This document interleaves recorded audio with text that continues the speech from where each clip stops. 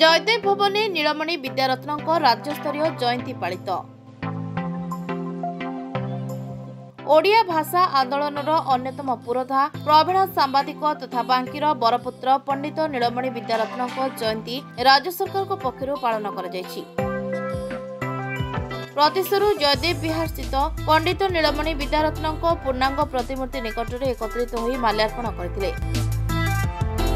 संध्यारे जयदेव भवन सम्मिलनी कक्ष एक साधारण सभा सूचना और लोकसंपर्क अधिकारी सरोज सामल संचालन में अनुष्ठित होईछि।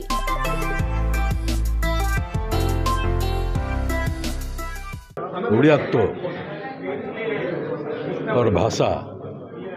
ये सबु क्षेत्र में सदमी एक संग्राम आरंभ कर संबलपुर हितैषिणी से तो ओडिया भाषा साहित्य पर सेतबले एक अभियान आरंभ करते उत्कल दीपिका कारण ओडिया भाषा पर जो आक्रमण चलता से विद्यारत्न भाया जदि किसी व्यक्ति समस्त साहस संचय कर संग्राम आरंभ कर न थाते साहित्य क्षेत्र में सांबादिकता क्षेत्र में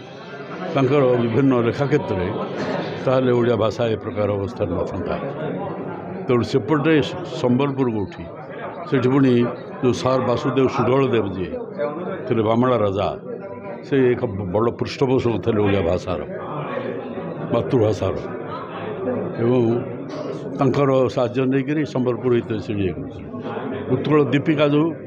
से भी ये ओडिया भाषा साहित्य को रक्षा करने ओडिया भाषा साहित्य को समृद्ध करने ओडियात्व को बजाय रखापी से भी संग्राम करते मान केवल गोटे 3-4 विशिष्ट पत्रिका जो माने बहु अवदान रही जातिपाई माटीपाई तार सब संपादक से करते आज ओडिया जाति जागृत होर आवश्यकता रही तार गर्वित इतिहास परंपरा वीरत्व दिग्विजयर कहानी ये सब को मन रखिकी जे आम एडे बड़ गर्वित जातिर दायद या भाविक निजे जदि समस्ते काम करेंगे तारे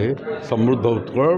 निश्चित भाव हम से कि सन्देह सांबादिक जगतर भीष्म पितामह सांबादिक जगतर उज्ज्वल तारका और सांबादिक जगतर प्रतिष्ठाता यदि सारा ओडिशा क्या गणाए से होती पंडित नीलमणि विद्यारत्न नीलमणि कथा प्रति घर हूँ कौट जन्म होता जन्मस्थान वैदेश्वर और से शिक्षकता करते गोपीनाथपुर और ता मध्य जो महानदी पर जो टी सेतु होती टी सेतु तो जिते बड़े है तो सर्वसाधारण विरोध करा टी सेतु को किसी लोक भी कथबार्ता करते बोधे तामिल सेतु तेणु कथा परिवर्तन हो पंडित नीलमणि विद्यारत्न प्रति उपयुक्त सम्मान मिलू तांको यथामान्य सम्मान मिलू बांकीवासी और बांकीर जेते युवक छात्र एवं महिला बुद्धिजीवी सांबादिक जो मैंने अच्छा एक प्रतिवाद यदि करेंगे सरकार पाखे नवेदन करेंगे निश्चिंत है परिवर्तन हम कहीं अस्मिता कथा कहीकि जेहेतु सरकार आड़िया अस्मिता को आउ टे दी पाद आगक नापी पंडित नीलमणि विद्यारत्न ना से सेतुटी हेल्ले बहुत हुए शोभा पाइब और सांबादिक माने जो तांकर मन रखिए जे जड़े सांबादिक जगत प्राण प्रतिष्ठाता थे ओडिशार सांबादिक जगत को आगक आनी और सांबादिक मैंने भी आउ टे दृढ़ भाव में सरकार पाखे नवेदन जनइबे निश्चिंत बांकीर विधायक पूर्वतन विधायक जो प्रभात त्रिपाठी आज सभारे भी कहते निश्चित मुझे लोकों सहित अच्छी से दाबी करूँ किंतु टी सेतु करते तामिल लोकटी जो उत्पात करूला से जो पांडियान नामक जो तामिलनाडु जो ऑफिसर टी सी बोधे मत लगुच मन मन खुशी होती मुझे टी सेतु कर मो ना करदे तामिल सेतु तेना परिवर्तन हो बांकीवासी सहित सब लोकंर यही दाबी टी पूरण सरकार कले निश्चित भल देखु बर्तमान आमर सभापति महोदय आज सभारे कहते आम सरकार को आउ थे पुनरावेदन करूँ पुनर्विचार आशा करुचु जेहेतु सरकार परिवर्तन होती बोध हुए निश्चित भाव में ये यथार्थ दाबी को वर्तमान सरकार ताको सहृदयतार सहित विचार करेंगे और ग्रहण करेंगे जेहेतु अन्य बहुत सेतुर ना बरपुत्र ना अनुसार होती नेताजी सेतु जमती मधुसूदन सेतु सेमती विद्यारत्न भली जड़े व्यक्तित्व ना सेतु हवा कि गोटे माने असुविधा नहीं तेणु हुए तो आमर जोगाजोग बा आमर कहबारे जुक्ति रखिबारे किछि उणा रही जाइथला भावुचु वर्तमान सरकार ताकू सहृदतार सहित विचार करी ए सेतुर नाम को पुनर्बार बदलैबे और विद्यारत्न सेतु रखिए। निश्चित भाव में आम तो एक को आज कहलु जे आम समिति आमर कमिटी पक्षर आम नवेदन करूँ हायर एजुकेशन बा उच्च शिक्षा मंत्री महोदय को जे केमिति जे एक पाठ्यपुस्तक स्थानित करा सी जो विचार करेंगे जो विचारक मंडली अच्छा हाईस्कल स्तर में हो कॉलेज स्तर में हो बा सांबादिकतार पाठ्यक्रम हो विश्वविद्यालय स्तर में जो स्तर में भी विद्यारत्नकर सबु स्तर में जीवनी पढ़ा दरकार कहीं से समस्त को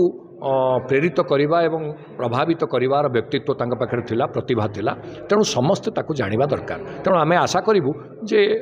आउ थरे आमर उद्यम निश्चित फलप्रसू हो। राज्यस्तरीय जयंती कमिटीर सभापति प्रभात त्रिपाठी, संपादक डॉक्टर कृष्ण केशव षडंगी, सौम्यरंजन पट्टनायक, प्राक्तन राज्यपाल विश्वभूषण हरिचंदन, अमर प्रसाद शतपथी प्रमुख उपस्थित रही भाषा साहित्य एवं सांबादिकतार मूर्तिमंत प्रतीक पंडित नीलमणि विद्यारत्नक क्रांतिकारी जीवन दर्शन संपर्क में आलोकपात करथिले। Bureau report, rainbow media.